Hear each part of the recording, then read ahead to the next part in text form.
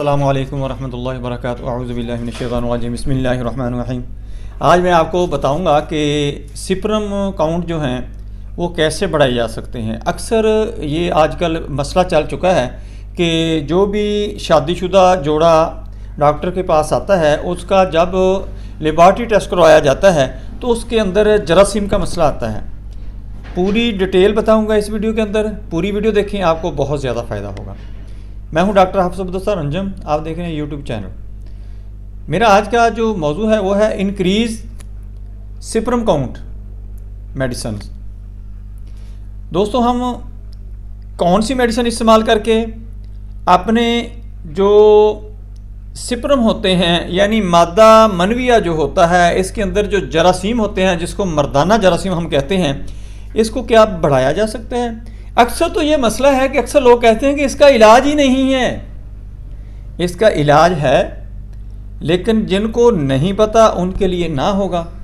जो लोग रिसर्च करते हैं, आगे मज़ीद स्टडी करते रहते हैं, आगे नॉलेज गेन करने की कोशिश करते रहते हैं, तो उनके पास लेटेस्ट जो थ्योरी होती है, लेटेस्ट रिसर्च होती है, उसकी वजह से वो आगे बढ़ते रहते हैं। आम लोग वहीं पर बैठे रहते हैं।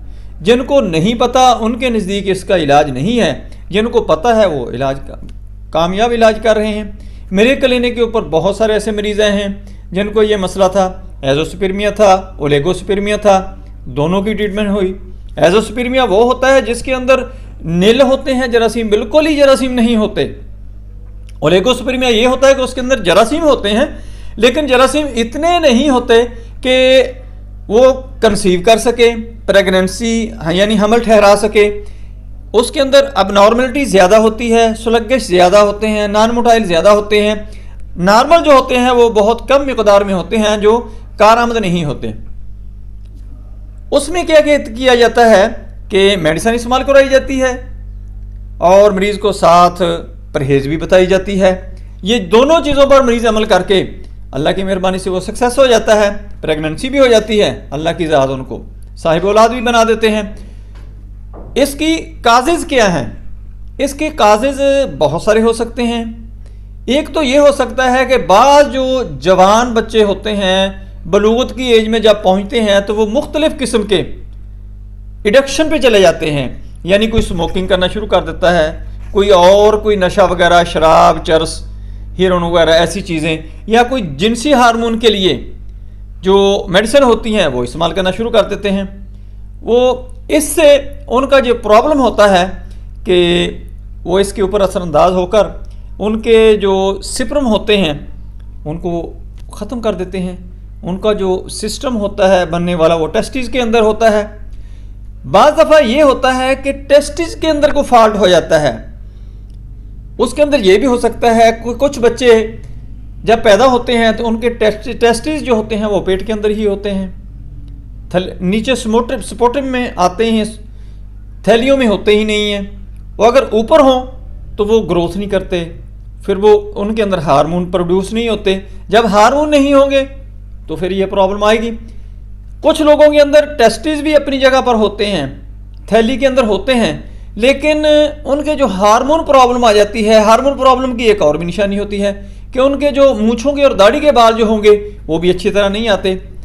या बाद लोगों के वो तो कुछ होते हैं लेकिन हार्मोन की उनके अंदर डिसेबिलिटी होती है, हार्मोन उनके या तो कंप्लीट नहीं होते या कम होते हैं। इस किस्म के प्रॉब्लम आ जाते हैं। कुछ लोगों के अंदर ये भी होता है कि वो इतनी टेम्परेचर के अंदर काम करते हैं कि उनके जो टेस्टिस जो होते हैं, इनका जो टेम्परेचर होता है वो मखसूस टेम्परेचर होता है जब वो सीमेन पैदा करता है। अगर उसका वो टेम्परेचर मेंटेन ना रहे तो ये इसकी प्रोडक्शन ख़त्म हो जाती है। कुछ लोग लैपटॉप अपने रानों के ऊपर रखकर इस्तेमाल करना शुरू हो जाते हैं, इससे हीट आती है। कुछ लोग भट्टियों के करीब काम करते हैं। ये जो आयरन की मिलें होती हैं यानी लोहा पे गलाने वाली, डालने वाली और कुछ चीज़ें बनाने वाली, उनके अंदर टेम्परेचर बहुत ज़्यादा होता है। उनके अंदर अक्सर जो लोग होते हैं उनको ये शिकायत हो जाती है। या कुछ लोगों का ये होता है कि बचपन में कोई एक्सीडेंट हो गया, जवानी में भी हो सकता है, बचपन में कोई एक्सीडेंट हो गया, या स्कूल एज जो होती है, कॉलेज एज जो होती है, लाइफ वो जो होती है उसके अंदर अक्सर लड़के, हम भी खेलते रहे हैं, स्पोर्ट्स गेम वगैरह करते हैं, उस वक्त कोई गेम करने की वजह से टेस्टिस के ऊपर चोट लग जाती है, जिसकी वजह से ये प्रॉब्लम आ जाती है कि ये टेस्टिस जो होते हैं ये अपना फंक्शन नहीं कर सकते। जब ये फंक्शन अपना पूरा नहीं करेंगे, ऑपरेशनल नहीं होंगे, इनके अंदर कोई फॉल्ट बैठ जाएगा तो फिर भी सीमन पैदा नहीं होगी। सीमन पैदा नहीं होगी तो मादा मरविया इसके अंदर पैदा नहीं होगा, यानी इसके अंदर जो जरासीम मर्दाना होते हैं वो पैदा नहीं होते। इसके अलावा भी बहुत सारी हैं, मैं अलहदा इसकी और वीडियो ये भी एक बनाऊंगा, ये लंबी हो रही है, और भी काजेज हो सकती हैं, थोड़ी सी मैं डिटेल में जाऊंगा इसके ऊपर, मैं और भी वीडियो बनाऊंगा इसके बारे में, खुराक के बारे में भी, कि खुराक आप अकेली खुराक चेंज कर लें उससे भी होती है। और ये होता है कि इस मरीज़ की तीन किस्में होती हैं। ये जो मादा मरविया का मरीज़ होता है इसकी 3 किस्में होती हैं। अक्सर लोगों को ये नहीं पता, सिर्फ उनको ये पता है कि इसके जी वो जरासीम जो डेड हो गए हैं, नील आ रहे हैं, नहीं, इसके मसले होते हैं। मैं वो भी डिटेल से वीडियो अलहदा बनाकर आपको दूंगा, इंशाल्लाह आपको बहुत नॉलेज गेन होगा। अच्छा, अब हम आते हैं इसके कि अगर कोई एक्सीडेंट हो जाता है, कुछ चोट लग जाती है, या ये जो टेस्टिस होते हैं वो थैली के अंदर नहीं आते, पेट के अंदर बच्चे के रहते हैं, हार्मोन प्रॉब्लम हो सकती है या कोई इडक्शन हो सकती है, इससे अबनॉर्मेलिटी आ जाती है। इनको अब हमने मद्देनजर रखा, बहुत लंबा अरसा, बहुत लंबा वक्त कोई बंदा अगर एंजाइटी में, स्ट्रेस में, डिप्रेशन में रहता है तो उसको भी ये मसला बन जाता है। उसके भी ये जो जरासीम होते हैं मर्दाना, उसके भी ख़त्म हो जाते हैं, नील आना शुरू हो जाते हैं। अगर उसको इस इन्वायरमेंट से निकाला जाए तो खुद ब खुद ही ठीक होना शुरू हो जाता है। उसकी इन्वायरमेंट चेंज की जाए, उसकी खुराक थोड़ा सा ख्याल रखा जाए, उसका लाइफस्टाइल जो है वो चेंज किया जाए, या उसको जो सदमा पहुंचा है, स्ट्रेस पहुंचा है, उससे निकाल लिया जाए, वो ठीक हो सकता है। अक्सर लोग बच्चे बच्चियाँ ये होते हैं कि ये जो आपस में बाज़ दफ़ा एक दूसरे के साथ अटैच हो जाते हैं, ज़्यादा करीब आ जाते हैं, यानी कि दूसरे से मोहब्बत हो जाती है। जब उसमें ब्रेकआउट होता है तो उस वक्त भी ये प्रॉब्लम आ जाती है। ये बहुत बड़ा मसला होता है। इसके साथ भी इसका ताल्लुक है, इसके साथ भी इसकी रिलेशन बनती है, इसको मद्देनजर रख के भी इसका इलाज किया जा सकता है। अब मैं आता हूँ मेडिसिन की तरफ। आपने मेडिसिन के बारे में क्या करना है कि ये जो लोग कहते हैं कि इसका इलाज नहीं है, अब मैं आपको बताऊंगा कि आप इलाज इन मेडिसिन से कर सकते हैं। उनका कौन कौन सी मेडिसिन है? सबसे पहले मेडिसिन जो है वो है डामियाना। डामियाना बेहतरीन मेडिसिन है इसके लिए। जब भी आप ये बात सुने कि एजोस्पर्मिया है, यानी उसके अंदर मर्दाना जरासीम नहीं है, तो आंखें बंद करके डामियाना इस्तेमाल करना शुरू कर दें। डामियाना को आपने मदर टेंक्चर में यानी क्यू ताकत में लेना है। उसके 10 से 15 कतरे सुबह दोपहर शाम आपने अच्छा पानी पीने वाला, साफ पानी हो जिसके अंदर कोई ऐसी कसाफत ना हो जो नुकसानदेह हो, पीने के काबिल हो, उसके अंदर आपने डाल लेना है। 3 दफ़ा दिन के अंदर 10 से 15 कतरे आपने ले लिया करने हैं। इसको शुरू कर लें। अगर इसके साथ साथ ट्राइबलस टेरस अगर मेडिसिन आप इस्तेमाल कर लेते हैं तो ये तो फिर सोने पे सुहागा हो जाता है। ये दोनों मेडिसिन आपने नहीं भूली, ट्राइबलस टेरस्टस, ये भी मदर टेंक्चर में लेनी है।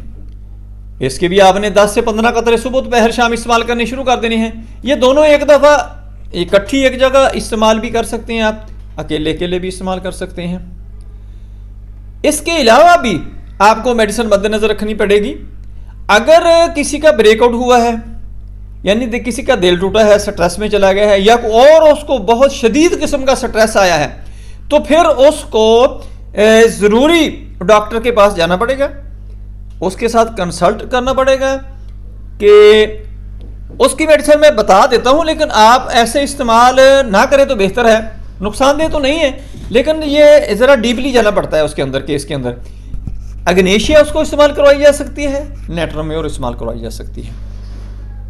इसका वैसे डायरेक्ट इसके साथ ताल्लुक नहीं है, और इसके साथ एवनस्टेवा, ये तीनों मेडिसिन मद्देनजर रखी जाएंगी। अगर किसी के चोट लग जाती है तो फिर आर्निका को आपने नहीं भूलना। 20 साल पहले बेशक चोट लगी हो, 25 साल पहले चोट लगी हो, तो आपने आर्निका को जरूर याद रखना है, ये जरूर आपने इस्तेमाल करवानी। आर्निका 30 ताकत में लेनी है आपने, 5-5 कतरे इसके सुबह दोपहर शाम इस्तेमाल करवाने हैं। अगर किसी की कमर पर चोट लग जाती है, स्पाइनल कार्ड उसकी डिस्टर्ब होती है, मेरे पास एक मरीज आया था, उसको ये प्रॉब्लम थी, तो मैंने उसको हाइपेरिकम भी साथ इस्तेमाल करवाई थी।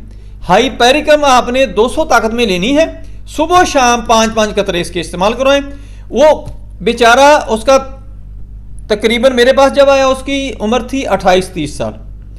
उसका एक्सीडेंट हुआ था तकरीबन को 12-14 साल पहले।